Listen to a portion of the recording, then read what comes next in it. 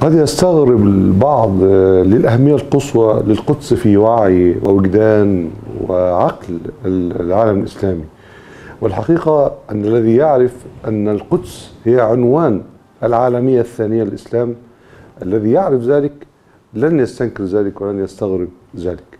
فعودة الإسلام الثانية ارتبطت في الحقيقة بتحرير القدس. لهذا فإن كل الحركات الإسلامية وكل المسلمين الذين يريدون أن يثمنوا من دورهم ويرفعوا من قدرهم في هذا الزمان عليهم أن يربطوا أنفسهم بقضية القدس.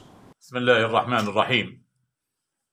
هذا هو شهر رجب، شهر الجهاد، شهر الإسراء والمعراج، شهر الكرد الذين حرروا فلسطين ابتداء من حطين. لقد كان الكرد وغيرهم من أقوام المسلمين يلوذون بالمسجد الأقصى في شهر رمضان، يشدون الرحال ويأتيه الزهاد والعباد ليقيموا وليمارسوا عبادة الرباط في ردهات المسجد الأقصى. ولكن الصليبيين في 15/7/1099 ميلادية أبادوا أهل القدس أجمعين، لم يبقوا واحدا.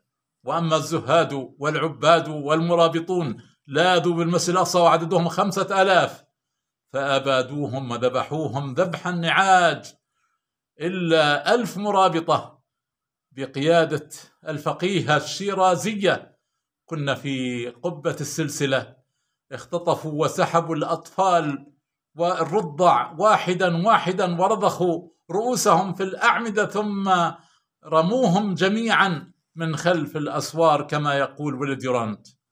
فقيض الله للأمة صلاح الدين الكردي البطل المجاهد الذي خاض 74 معركة لأجل استخلاص المسجد الأقصى واسترداد الصخرة المشرفة.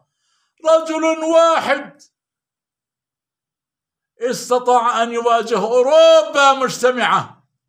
صرخة الزمان، معجزة المكان، سيف الإسلام الذي قطع أنف فرنسا والفرنجة والصليبيين في حطين، ثم دخل المسجد الأقصى في 12/11/187. ولا زال الكرد في فلسطين في كل قراها ومدنها أكثر من 72 عشيرة. وإن بيت المقدس وأهلها يا أيها الإخوة في كردستان وفي تركيا يتطلعون إليكم، يبادرونكم حبا